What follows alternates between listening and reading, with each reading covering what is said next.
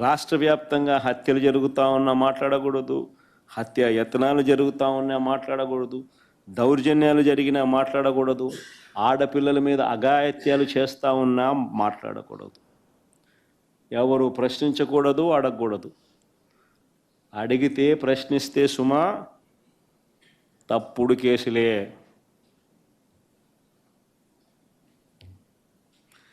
కానీ చంద్రబాబు నాయుడుకి ఈ సందర్భంగా ఒక్కటైతే నేను చెప్తున్నా, అయ్యా నువ్వు ఎన్ని తప్పుడు కేసులు పెట్టినా భయపడేది లేదు. ప్రజల తరపున మా పోరాటం ఆగేది లేదు.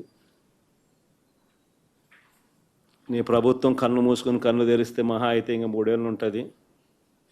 దాని తర్వాత మాత్రం వచ్చేది మేమే. నీవు పెట్టే కేసులకు, నీతో పాటు నీకు పావులుగా మారిన అధికారులకు ఇద్దరికీ వార్నింగ్ ఇస్తూ ఉన్నాం. వడ్డీతో సహా మీరంతా చెల్లిస్తారు. ఏదైతే మీరు ఎత్తుతున్నారో అదే పండుతుంది.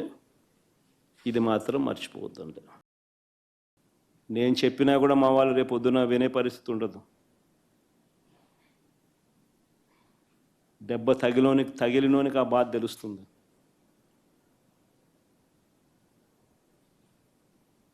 చంద్రబాబు ఇప్పుడైనా మేలుకో, తప్పు తెలుసుకో, తప్పుడు సాంప్రదాయాన్ని సరిదిద్దుకో. నిన్న గుడివాడలో అక్కడి స్థానిక జెడ్పీటీసీ, కృష్ణా జిల్లా పరిషత్ చైర్పర్సన్, ఒక బీసీ మహిళ, నా సోదరి హారిక, ఈ టీడీపీ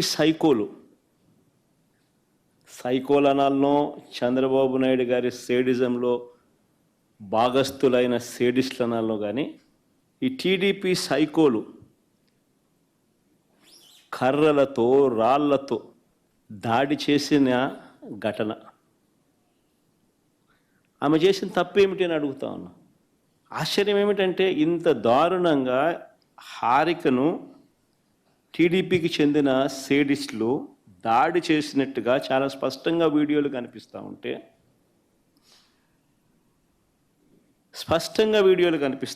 ఇప్పటి వరకు ఎంతమంది మీద కేసులు పెట్టారు?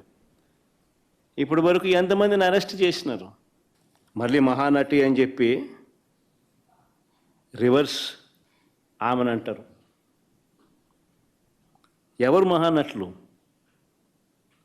దానవీర సూరకర్ణ కన్నా గొప్పగా యాక్టింగ్ చేస్తూ ఉన్నాడు చంద్రబాబు నాయుడు. ఎన్టీఆర్ ఎక్కడికి వెళ్ళిపోవాలి? చంద్రబాబు నాయుడు గారు లైవ్ యాక్షన్ ముందు సినిమా డైలాగుల్ని పోస్టర్లుగా పెట్టినందుకు ఇద్దరిని రిమాండ్కు పంపారు.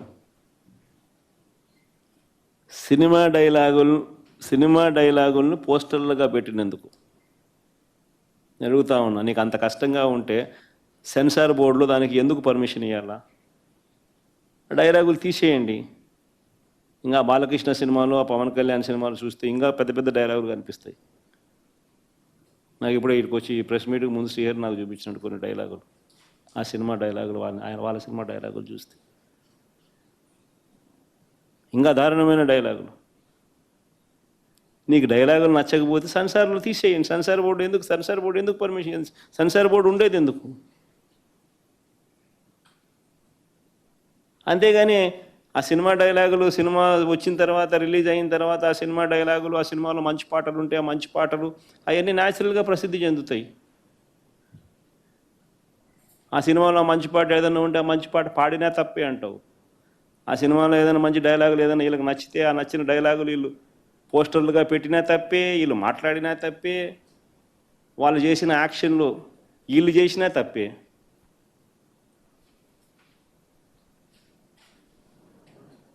వాళ్ళు ఇలా అన్నా తప్పే, వాళ్ళు ఇలా అన్నా తప్పే. ఎందుకు మరి సినిమాలు ఎందుకు తీస్తున్నారు స్వామి? మీరు ఆపేసేయండి, మూసేయండి. ప్రజాస్వామ్యంలో ఉన్నామా లేదా అన్నది నిజంగా ఆలోచన చేసుకోవాలి మనం అంతా. ఇలాగొచ్చే నష్టపోయింది. అదే సినిమా డైలాగ్ రాసుకున్నాడు, పాట పాడితే పాడినాడు, డైలాగులు కొడితే కొట్టినాడు.